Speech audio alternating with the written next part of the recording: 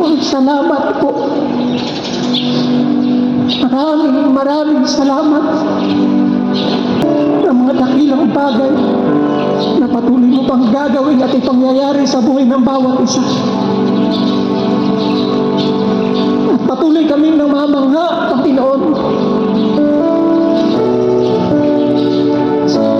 sa mga dakilang bagay na ginawa mo at gagawin mo pa, Panginoon, at ipangyayari.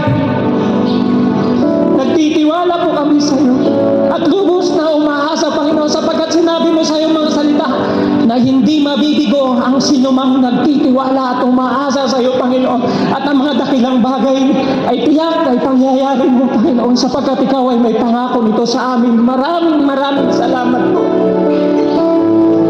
Hindi kami tinatakda, pero naroon, Panginoon, pinili mo kami. Maraming salamat.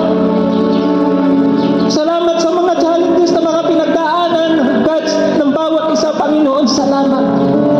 Sa gitna ng mga challenges ng buhay, Panginoon, patuloy mong ipinaranas ang kapangyarihan mo at patuloy mong ipinaranas sa amin, Panginoon, ang iyong napakasaganang biyaya at kapangyarihan na patuloy namin nararanasan sa aming mga buhay.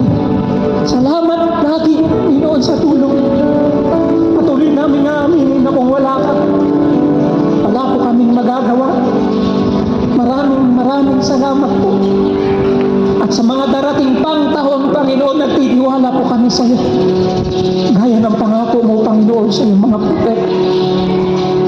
Ayun din ang pangako at tiyak na mangyayari sa bawat mga anak ng Panginoon.